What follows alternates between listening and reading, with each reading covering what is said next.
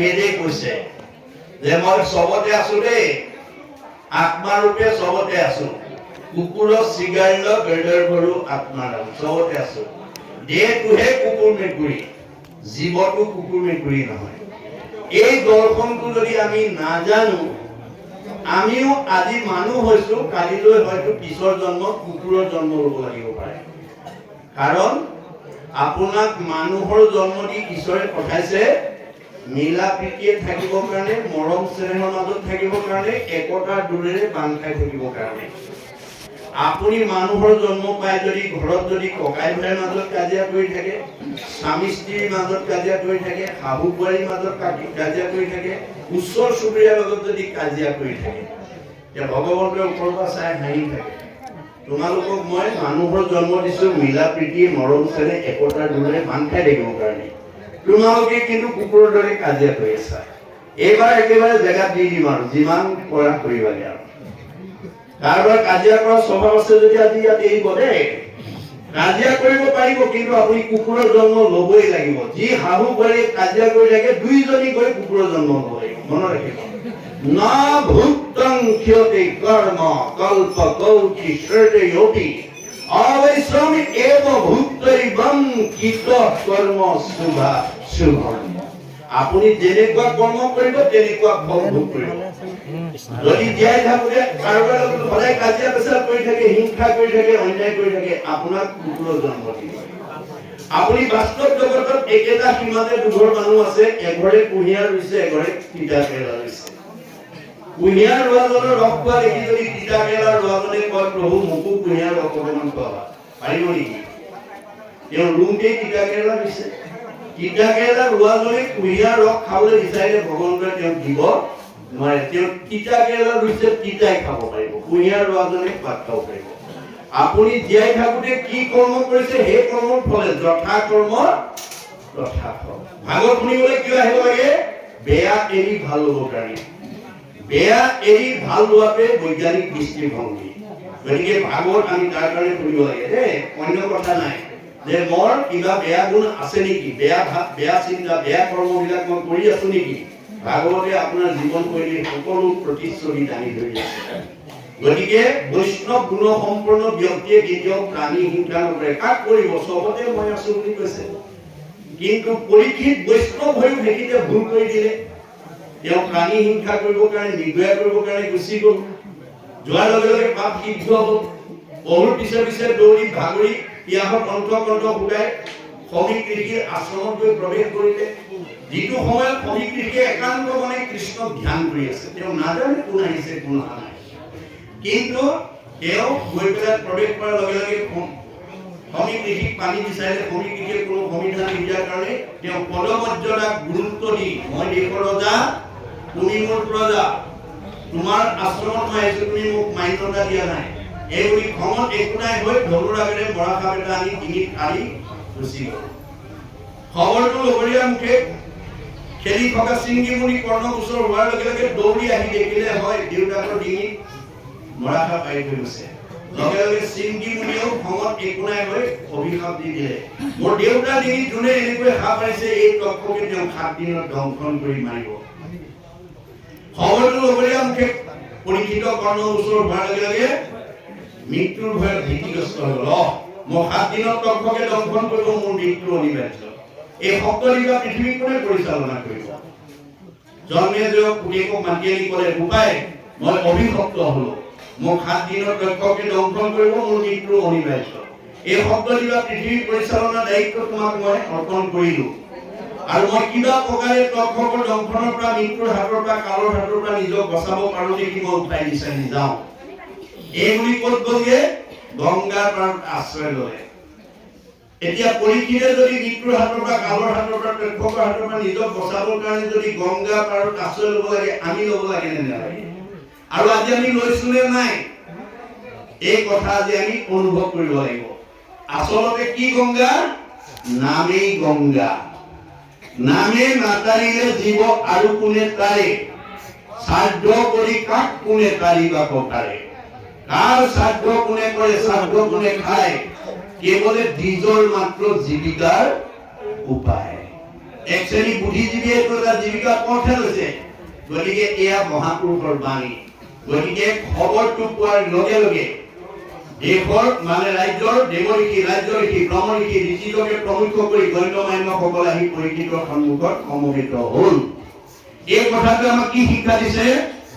আপোনালোকৰ দৈয়াং আঞ্চলিক বা কাছমাৰী মণ্ডলত বা নমাটি গাঁৱত বসবাস কৰি থকা ব্যক্তিবিলাকৰ ভিতৰত বিভিন্ন জাতি জনগোষ্ঠী, বিভিন্ন সমাজৰ, বিভিন্ন পৰিয়ালৰ, বিভিন্ন বংশৰ, বিভিন্ন ধৰ্মাৱলম্বী লোক থাকিব পাৰে।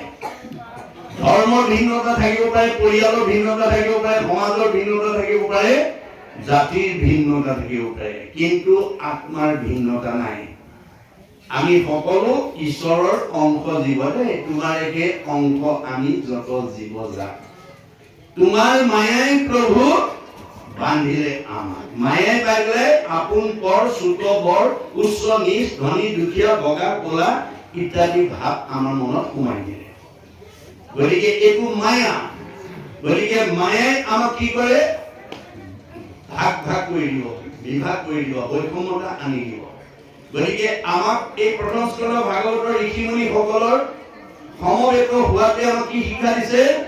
যে আপোনালোকৰ নমাটি গাঁৱত যিমান জাতি জনগোষ্ঠী, যিমান বংশ পৰিয়াল, যিমান সমাজৰ, যিমান ধৰ্মৰ লোক নাথাকক কিংবা আত্মা দৃষ্টিত আমি চব ভগৱন্তৰ অংশ জীৱ।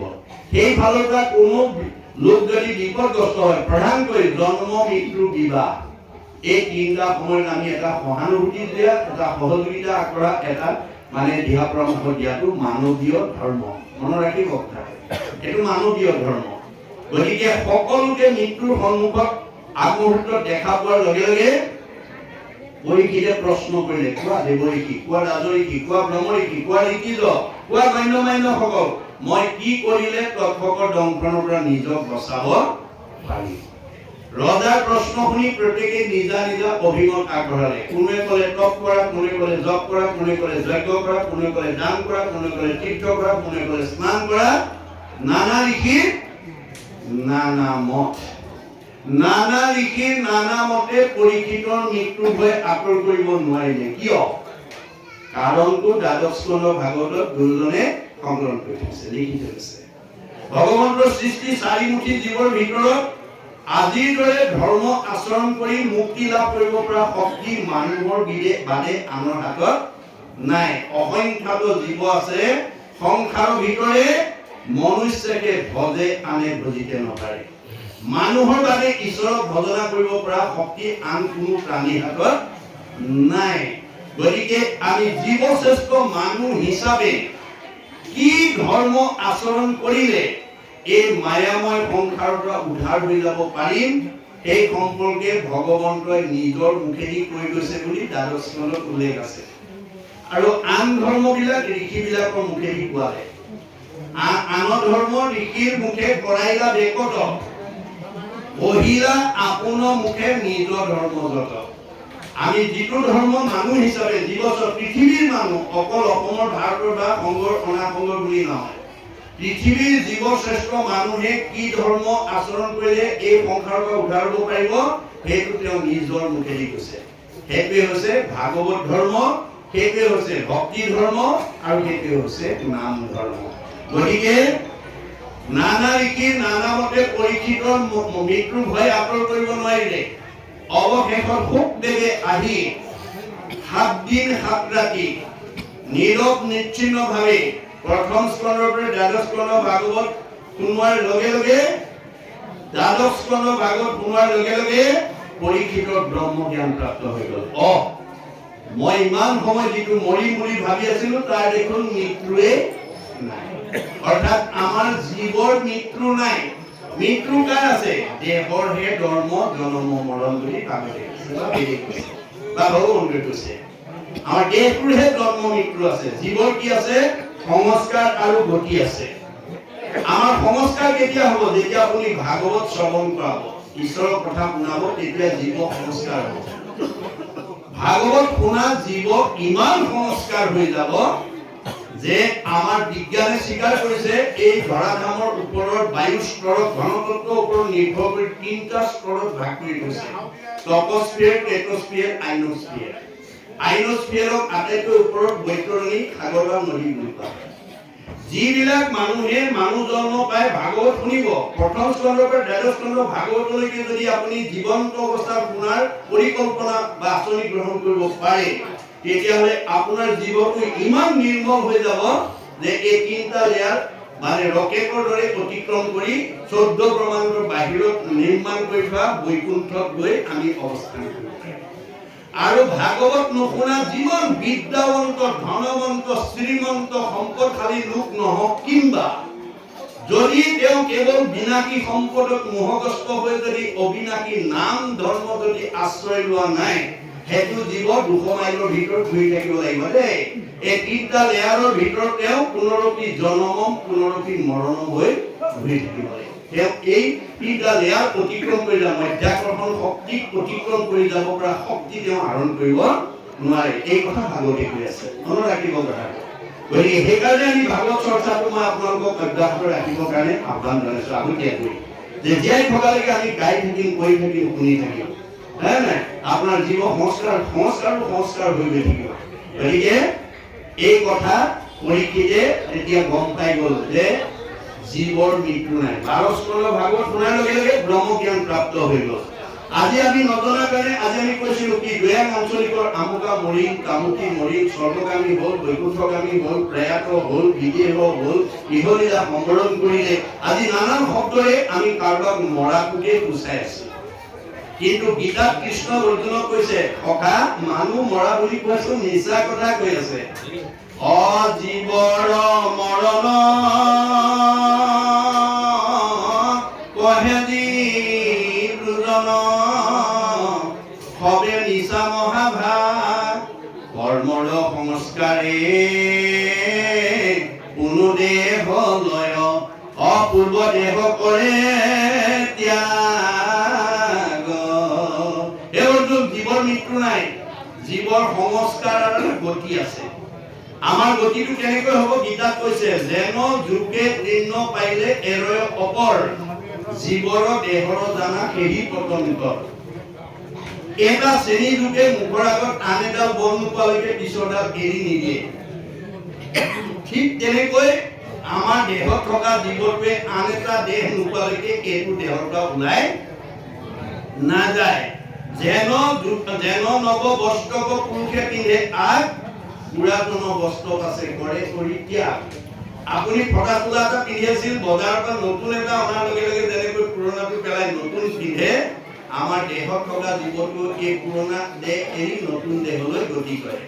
এতিয়া আপোনাৰ দেহত থকা জীৱটোক আপুনি ওপৰলৈ পঠাব নে তললৈ পঠাব, সেইটো আপোনাৰ ওপৰত নিৰ্ভৰ কৰিব। আজিৰ দৰে যদি ভাগৱত শুনি আপুনি সংস্কাৰ হ'ব পাৰে, জীয়াই থাকোঁতে শান্তি পাব, মৰিলে সদ্গতি পাব।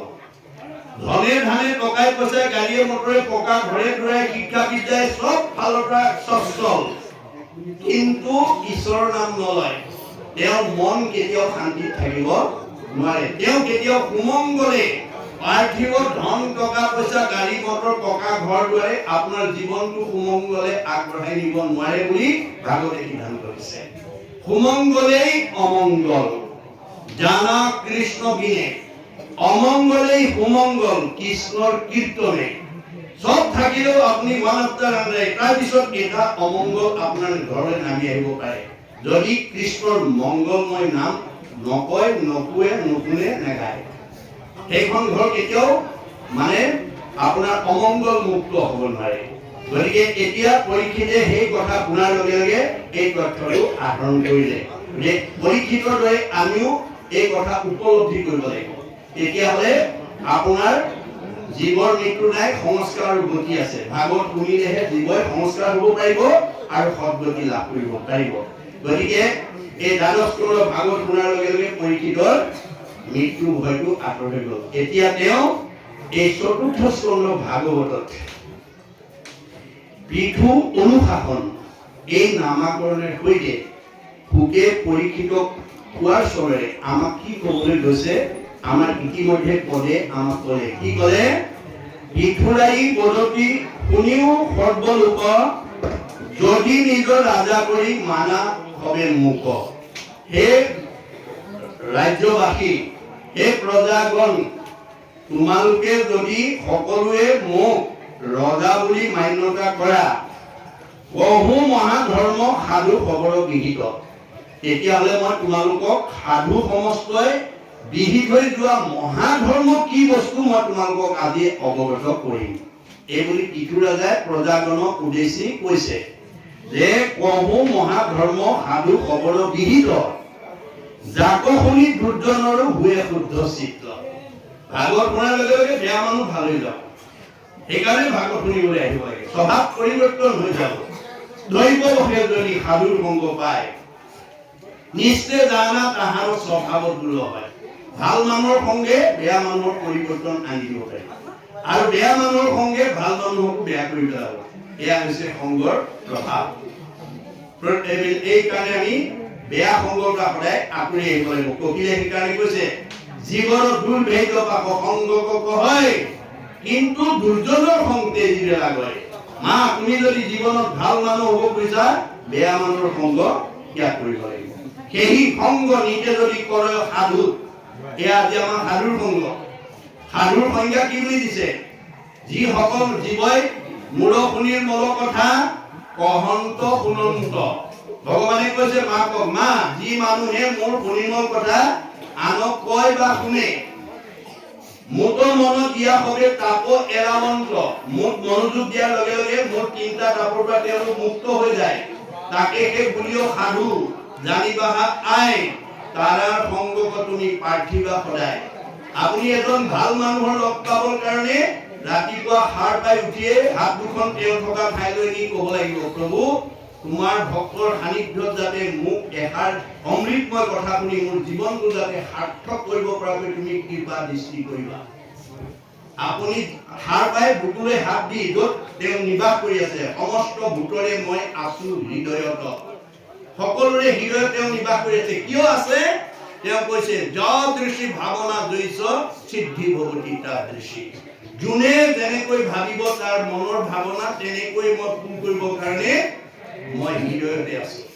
আজি আপোনালোকৰ দৈয়াং আঞ্চলিকতকৈ বহুত অসমত বিভিন্ন আঞ্চলিক আছে, কিন্তু সকলোৱে এনেধৰণৰ এই পবিত্ৰ নৱবৰ্ষৰ নতুন প্ৰথম দিনটোত এনেকুৱা ভাগৱত আলোচনা কৰি সমাজৰ উন্নয়ন কৰাৰ কথা বহুতে হয়তো ভবা নাই। ধন টকা পইচা আপোনালোকতকৈ বেছি ধনী আঞ্চলিক থাকিব পাৰে, ধনী প্ৰাথমিক থাকিব পাৰে, বহুত জ্ঞানী মানুহ থাকিব পাৰে, বহুত ধন ধানৰ ভাল কাম কৰিব নোৱাৰিবও পাৰে।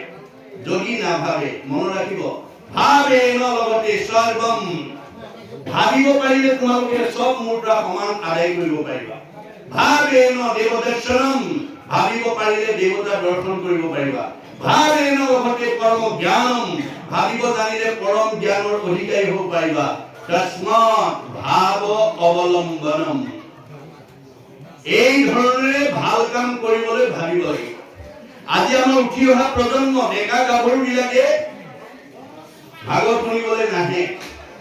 ভাগৱতৰ দৰ্শন নজনাৰ কাৰণে বাঞ্ছিত ঘৰৰ পৰা বহুত দম্পতি বঞ্চিত হৈ আছে। কিয়?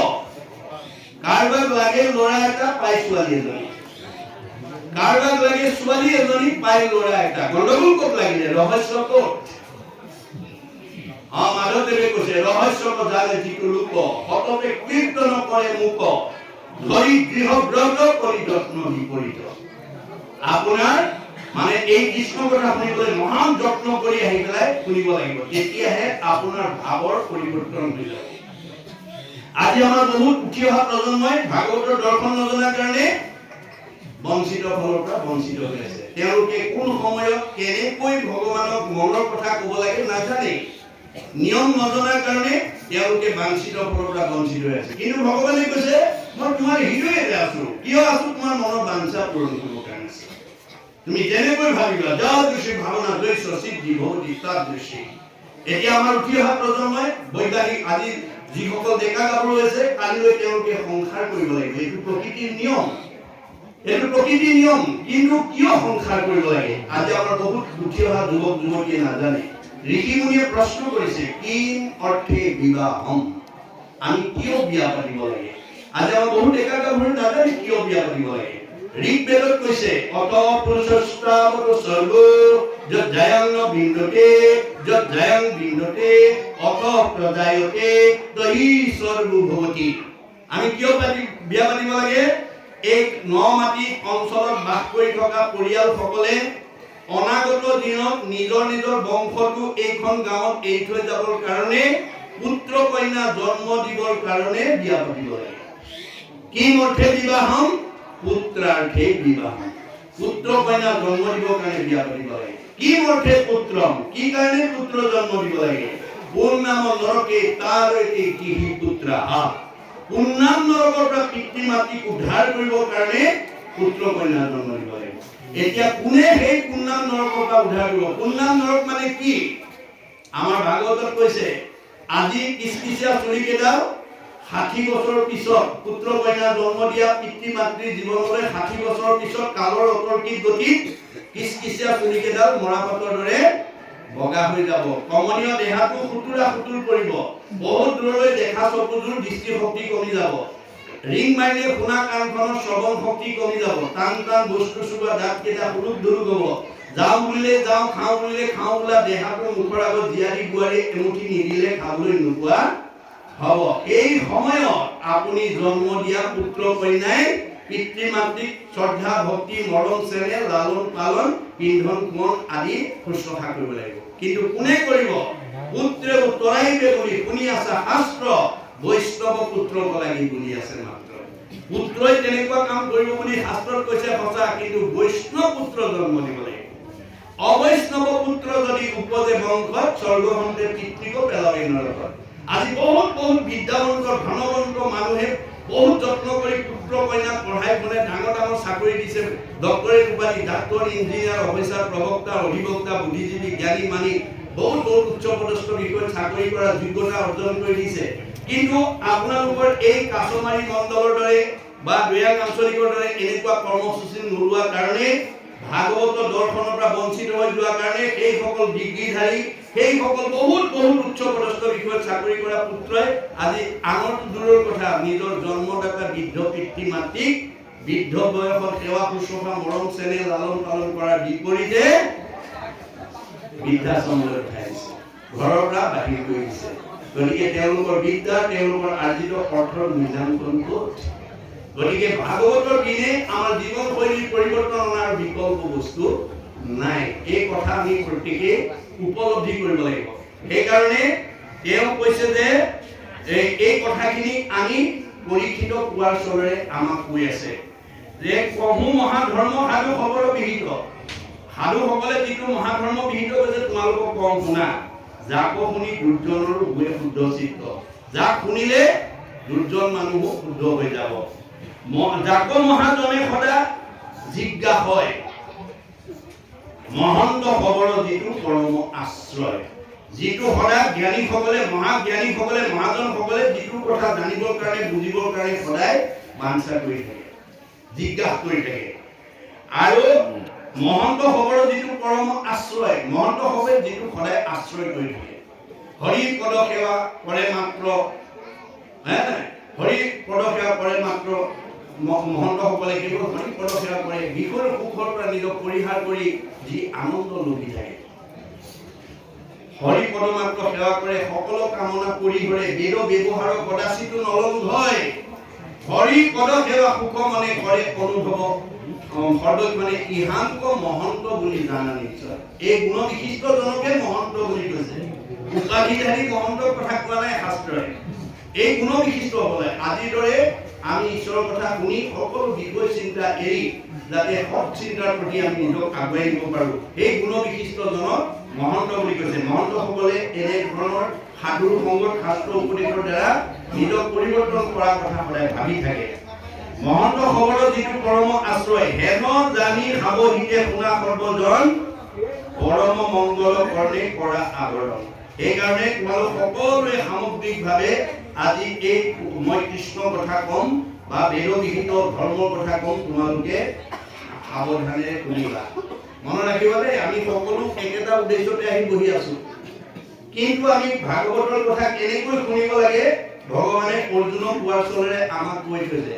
হেৰা সখা তুমি জীৱনৰ যিটো দিনত যিটো মুহূৰ্তত তুমি সাধুৰ সংগত বহি মোৰ পৰম মংগল নাম শ্ৰদ্ধাৰে শুনিবা সেইদিনা তোমাক মই দুগুণ দুগুণ পাপৰ পৰা মই মুক্ত কৰি দিম পৰম মংগল নাম যিকোনো শ্ৰদ্ধাৰে শুনৈ হৰৈ পাপ তাহাৰ দুগুণ ঐ অনিচ্ছাত এক গুণ শ্ৰদ্ধাত দুগুণ নাম এই মতে বুজিবা অৰ্জুন আমাৰ ইয়াতে নম্বৰ কাৰোবাৰ কম বেছি হৈ যাব দেই আমি একে ঠাইতে বহি আছো কোনে কিমান মনোযোগ দি ভাগৱতৰ কথা শুনিছে তাৰ ওপৰতে নম্বৰটো নিৰ্ভৰ কৰিব কোনে দিব চিত্ত আৰু গুপ্তই চিত্তগুপ্ত নামে দুজন কেৰেণী আমাৰ লগত নিয়োগ কৰি থৈছে 14 জন সাক্ষী চকুৰ লগত সূৰ্য দেৱতা কাণৰ লগত দগদিকপাল নাকৰ লগত অশ্বিনী কুমাৰ মুখৰ লগত অগ্নি দেৱতা জিভাৰ লগত বৰুণ দেৱতা ছালৰ লগত বায়ু দেৱতা হাতৰ লগত ইন্দ্ৰ দেৱতা ভৰিৰ লগত বিষ্ণু দেৱতা গুহ্যৰ লগত মিত্ৰ দেৱতা লিংগৰ লগত প্ৰজাপতি বুদ্ধিৰ লগত ব্ৰহ্মা চিত্তৰ লগত বাসুদেৱ মনৰ লগত চন্দ্ৰ অহংকাৰৰ লগত ৰুদ্ৰ এই 14 জন সাক্ষীয়ে আপুনি ইয়াত বহি কি মনোযোগেৰে শুনিছে নে অন্য চিন্তা কৰি আছে বিষয় চিন্তা কৰি আছে ঘৰত এই কিবা কাম কিটা কথা ভাবি আছে ল'ৰা ছোৱালী এটা কথা ভাবি আছে বহি ইয়াতে আছে মনটো যদি তালৈ গুচি গৈছে লগে লগে নম্বৰ কমাই দিব বহুত কেৰেণীয়ে গম পাই আছে কোনে মনটো কৰি ৰাখিছে মন ৰাখিব গতিকে আমি ভগৱন্তক ঠগিব নোৱাৰো এই কথা আমাক কৈছে বা প্ৰভুৱে কিবা থাকিলে কৰিব কৈছে মই কৈছো ব্যাখ্যাটো সামৰি লৈ দিওঁ হেন জানি খাব হিতে শুনা সৰ্বজন পৰম মংগল কৰ্ণে কৰা আৱৰণ গতিকে সেইকাৰণে আপোনালোকে সামগ্ৰিকভাৱে ঈশ্বৰৰ কথা শুনাত গুৰুত্ব দিবৰ কাৰণে মানে আপোনাৰ পৃথু প্ৰভুৱে প্ৰজাজনক আহ্বান জনাইছে মই আপোনালোকক আহ্বান জনাই দিছিলো কি বুলি যে মই পাঠ কৰি থকা ব্যাখ্যা কৰি থকা অৱস্থাত প্ৰশ্ন অৱতাৰণা নকৰিব ব্যাখ্যাটো সামৰাৰ পিছত কৰিব তেতিয়া সকলোৱে শুনা সুবিধা হ'ব বা মোক কোৱাটো সুবিধা হ'ব মাজতে যদি কৈ দিয়ে মোৰ লিংকটো হেৰাই গুচি যাব সেইকাৰণে মই আগতীয়াকৈ এই আহ্বানটো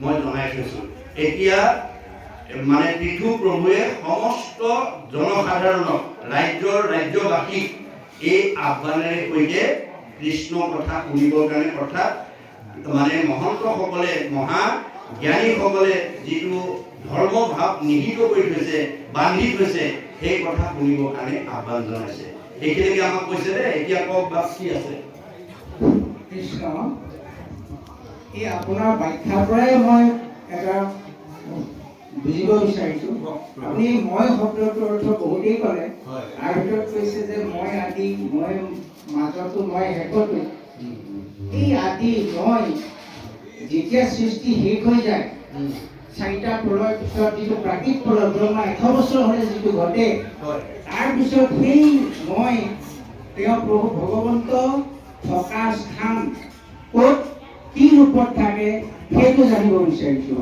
আৰু দ্বিতীয়তে আৰু এটা প্ৰশ্ন যেন যুগে তিন পাৰিলে এৰয় পৰে যদি সেইটোৱে হয় তেতিয়াহ'লে জন্মৰ লগতে জীৱবিলাক কেনেকৈ যায় এই দুটা আপোনাৰ সুন্দৰ প্ৰশ্ন এতিয়া প্ৰথম প্ৰশ্নটো আপোনাৰ কি ক'লে মই ভগৱন্তই কৈছে আত্মা মানে মই পৰিয়াল মানে মই সমাজ মানে মই অনুষ্ঠান মানে মই প্ৰতিষ্ঠান মানে মই দল মানে মই সংগঠন মানে মই জড় জগত মানে মই জীৱ জগত মানে মই নিখিল জগত মানে মই অৰ্থাৎ পৰম ব্ৰহ্ম ঈশ্বৰেই শাশ্বত সনাতন মইহে থাকিম জগত মিথ্যা জগত আজি আছে কালি নাই মহাপুৰুষ শংকৰদেৱে ভাঙনি কৰিছে জগতৰ পূৰ্বে মই মাত্ৰ থাকো জানো কাৰ্য কাৰণৰ কিছু নাছিলে ক আন মুক মাত্ৰ দেখিবে ক সৃষ্টিৰ মধ্যত দেখা শুনা মানে মাত্ৰ মই বিচাৰত মই অৱশেষত থাকো সৃষ্টিৰ অন্তত কুণ্ডল ভাগিলে যেন শুনা স্বৰূপত আমাৰ ফুলৰ পৰা আইসকলে বা বাপসকলে বহুত অলংকাৰ তৈয়াৰ কৰিছে আঙুঠি দুগদুগী মণি খাৰুকে প্ৰমুখ্য কৰি বিভিন্ন অলংকাৰ তৈয়াৰ কৰিছে গতিকে তাৰ কাৰ্যটো কি সোণৰ পৰা অলংকাৰবিলাক তৈয়াৰ কৰিছে আৰু যিদিনাখন নিৰ্দিষ্ট সময়ত সেই অলংকাৰটো ভাগি যাব তেতিয়া কি ক'লৈ গুচি যাব সি আকৌ সোণ হৈ গুচি যাব বুলি কৈছে সোণৰ পৰা মানে সৃষ্টি হোৱা অলংকাৰবোৰ ভাগিলে আকৌ কোনেই হৈ গুচি যায়, সি বেলেগ হ'ব নোৱাৰে দেই।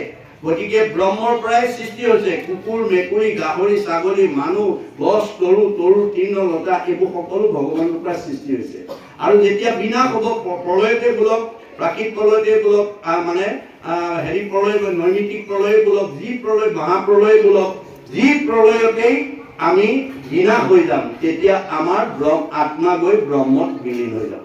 ব্ৰহ্ম সৰ্বব্যাপ্তমান, সমস্ত জগতে ব্যাপী আচন্ত হৰি, নাই সকলোতে ব্যাপ্তমান হৈ আছে ভগৱন্ত। বায়ু যেনেকৈ সকলোতে আছে, বায়ু নথকা জেগা ক'তো নাই।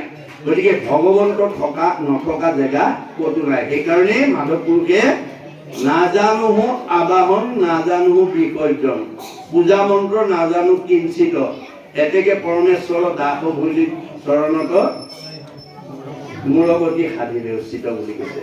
অৰ্থাৎ আপুনি ভগৱন্তক ক'ৰ পৰা আহ্বান কৰি আপোনাৰ ঘৰলৈ আনিব, আকৌ ক'ৰ পৰা বিসৰ্জন দিব? যিজন চবতে আছে তেওঁক আনিব কেনেকে, পঠাব কলৈ? যিটো বস্তু জগত ব্যাপ্তমান হৈছে। ব্ৰহ্ম মহাপ্ৰলয়ৰ পাছতো ব্যাপ্তমান হৈ থাকে, বায়ু ৰূপে সমস্ততে ব্যাপ্ত হৈ থাকে, তেওঁৰ কোনো নিৰ্দিষ্ট জেগা নাই। এই কথাটো কৈছে দেই। দ্বিতীয় প্ৰশ্ন কি আছিলে? অযোগে যেন তৃণ পাইলে এৰয় অপৰ, এতিয়া জীৱৰ দেহৰ জানা সেই পতন্তৰ। এতিয়া আমাৰ জীৱৰ মানে কৰ্ম অনুসৰি কোনোবা যমনগৰত যাব লাগিব, কোনোবা এতিয়াতকৈ ওপৰলৈ যাব লাগিব, কোনোবা এতিয়া তললৈ গুচি যাব লাগিব। জীৱৰ স্থিতিটো একে নহয়, আমাৰ জীৱন একে নহয়। মনত ৰাখিব, আপোনাৰ ন মাটিত বাস কৰি থকা গাঁওখনৰ কোনেও নাভাবিব মই সদায় ধনী হৈ থাকিম, কোনেও নাভাবিব মই সদায় দুখীয়া হৈ থাকিম, কোনেও নাভাবিব মই দুখত থাকিম, কোনেও নাভাবিব মই সদায় সুখতে থাকিম। গতিকে সুখ দুখৰ চকৰিটো কৰ্মফলৰ ওপৰত ভিত্তি কৰি ভগৱানে ঘূৰাই থাকে বুলি বেদে সিদ্ধান্ত দিছে। কৰে শুভা শুভ কৰ্ম গুণৰ ইচ্ছাই, কৰ্মফলে জীৱে সুখ দুখ পায়। আপোনাৰ কৰ্ম দুখত কেতিয়াবা আপুনি মানে ডিষ্টাৰ্বিত হৈ যাবলগীয়া হ'ব পাৰে, কেতিয়াবা যমৰ দুখৰ দ্বাৰা বহুত শাস্তি পাব লগা, মাক বাপেকক মানে অত্যাচাৰ উৎপীড়ন কৰা জীৱবিলাক ইমান দুখী হৈ যায়, যিটো পিতৃ মাতৃ জন্মিলেকো দেশত পুহিলেকো অনুদিন, সতেক বছৰে সিটো পুত্ৰে তাৰ বুজিব নোৱাৰে। পুত্ৰ হৈয়া যিটো পিতৃক নপুষৈ, দুৰ্জন আতি আবাতি, তাহাৰ মাংসক তাকে খোৱা হৈ যমৰ কিংকৰে খেতি। কৰ্ম দুখত আপুনি শাস্তি খাবই লাগিব, য'তেই নাযাওক। জীৱ কৰ্ম অনুসৰিহে যাব, হয় আপুনি ওপৰলৈ যাব, নহয় আপুনি তললৈ যাব। জীৱৰ মৃত্যু নাই, গতি আছে, হয় ঊৰ্ধ্বগতি নহয় অধোগতি। আজি আমি বহুত ওপৰলৈ আহি আহি এনেকুৱা এটা জন্ম পালোহি, যিটো জন্মত আজিৰ দৰে ভাগৱত শুনি ভক্তি কৰি সমস্ত কৰ্মবন্ধ বিনাশ কৰি আমি ভগৱন্তৰ ঠাইলৈ গুচি যাব পৰা অধিকাৰ আমাৰ আছে। বেদে সেই কথাটো কৈছে। কিন্তু এই মানুহ নামৰ জীৱটো পাবলৈ যাওঁতে আমি কিমান বাট অতিক্ৰমণ কৰি আহিব লগা হৈছে। বিংশতি লক্ষণম স্থাৱৰম, 20 লক্ষবাৰ আমি প্ৰত্যেকে বিভিন্ন প্ৰজাতিৰ গছ গছনি হৈ আহিছো। নৱলক্ষণ জলজ, 9 লক্ষবাৰ বিভিন্ন প্ৰজাতিৰ মাছ মগৰ হৈ আহিছো। নৱলক্ষণ কুৰ্মাঞ্চ, 9 লক্ষবাৰ বিভিন্ন প্ৰজাতিৰ উভচৰ প্ৰাণী কাছৰ জন্ম পাইছো। 30 লক্ষ পশু নাম, 30 লক্ষবাৰ আমি বিভিন্ন প্ৰজাতিৰ জীৱ জন্তু হৈ আহিছো। 10 লক্ষ পক্ষী নাম, 10 লক্ষবাৰ আমি বিভিন্ন প্ৰজাতিৰ মানে চৰাই চিৰিকটি হৈ আহিছো। 40 লক্ষ বানৰা, 4 লক্ষবাৰ আমি বান্দৰৰ জন্ম পাইছো। 2 লক্ষ অৰ্ধমানৱ হিতাহিত জ্ঞান শূন্য, 2 লক্ষবাৰ হিতাহিত জ্ঞান শূন্য অৰ্ধমানৱ চিম্পাঞ্জীৰ জন্ম ধাৰণ কৰিছো। তথৌ মানুষ্যত প্ৰাপ্য ততকাৰ মান হিচাপে। তাৰ পিছতে সৌভাগ্যক্ৰমে পুণ্য অৰ্জন কৰি মানুহ নামৰ উপাধিলৈ প্ৰমোচন পাইছো। মানুহ নামৰ উপাধিলৈ প্ৰমোচন পালে আজিৰ দৰে একেলগে বহি ঈশ্বৰক ভক্তি কৰি জীৱই সৎগতি পাই কাৰণে সব জীৱই মানুহ জন্ম হ'ব কাৰণে বাঞ্ছা কৰি আছে বুলি বেদে সিদ্ধান্ত দিছে। পৰোপকাৰায় ফলন্তি বৃক্ষা, গছ বিলাকে ফল দি পেলাই নিজে নাখায়, জীৱ জন্তু মানুহক খুৱাই উপকাৰ কৰি আছে। কি লাগে? মানুহৰ জন্ম লাগে। পৰোপকাৰায় দুগ্ধন্তি গাৱ, গাই বিলাকে গাখীৰ দি আছে, নিজে নাখায় আনক খুৱাই আছে। কি লাগে? মানুহৰ জন্ম লাগে। পৰোপকাৰে বহন্তি নদ্যা, নদীবিলাকে অহৰহ গৈ আছে পৰ উপকাৰ সাধন কৰি। কি লাগে? মানুহৰ জন্ম লাগে। প্ৰকৃতিৰ জগতৰ সকলো জীৱই মানুহৰ জন্ম পাবৰ কাৰণে অহৰ্নিশে চেষ্টা কৰি আছে। প্ৰকৃতি জগতৰ দূৰৰ কথা, স্বৰ্গত বসবাস কৰা ব্ৰহ্মাকে প্ৰমুখ্য কৰি ৩৩ কোটি দেৱতায়ো এই ধৰাধামত মানুহৰ জন্ম পাবৰ কাৰণে বাঞ্ছা কৰি আছে বুলি বেদে সিদ্ধান্ত দিছে। কি বুলি? অতহি দেৱা ইচ্ছন্তি জন্ম ভাৰত ভূতলে। এই ধৰাধামত যদি মানুহৰ জন্ম পায়, ঈশ্বৰক ভক্তি কৰি জীৱই পৰম গতি লাভ কৰিব পাৰে কাৰণে দেৱতা সকলেও মানুহৰ জন্ম পাবৰ কাৰণে বাঞ্ছা কৰি আছে। আৰু মানুহ হৈ যদি সেই কথা উপলব্ধি নকৰে, আমাৰ মাধৱ পুৰুষে ঘোষাত লিখিছে, মনুষ্যৰ জন্ম পাই হৰি নভজিলা, অৱশ্যে হুইবা ভাই তৃণ তৰু শিলা। আপোনাৰ জীৱটো তৰু তৃণ শিলা, খালী ঠাইটো পুৰাবলৈ গুচি যাব লাগিব। তৰু তৃণ ওপৰলৈ আহি আছে। এয়া হৈছে জীৱৰ গতি। জীৱ একেদৰে নাথাকে। কৰ্মৰ ফলত চক্ৰবৎ পৰিৱৰ্তনতে দুখানিচ সুখানিচ। সুখ দুখ বোলা বস্তুটো চকৰিৰ দৰে ঘূৰাই থাকে। কিহৰ ওপৰত? কৰ্মৰ ওপৰত। মনত ৰাখিব কথাটো। কেতিয়াবা আপুনি যমৰ শাস্তি পাব লাগিব। আপুনি সেই শাস্তিটো মৰাৰ পিছত নহয়, এই জীয়াই থাকোঁতে আপুনি পাব। এনেকুৱা লাগিব যেন কিবা শগুনে টানিহে নিছে আপোনাৰ শৰীৰটো। এনেকুৱা লাগিব যেন জুয়ে পুৰিহে দিছে। এনেকুৱা এটা তাপগ্ৰস্ত জীৱন নিৰ্বাহ কৰিব লাগিব কৰ্মৰ দুখত। কিন্তু ৫ জনে এই ৰহস্য ভেদ কৰে দেই। সন্ত, মহন্ত, ভক্ত, বৈষ্ণৱ, সাধু। এই ৫ জনৰ ভিতৰত যদি আমি নিজকে গুণগতভাৱে এজন কৰি ল'ব পাৰো, মানুহেতো হিংসা কৰি নোৱাৰে, স্বয়ং ভগৱানেও নোৱাৰে। তাৰ উদাহৰণটো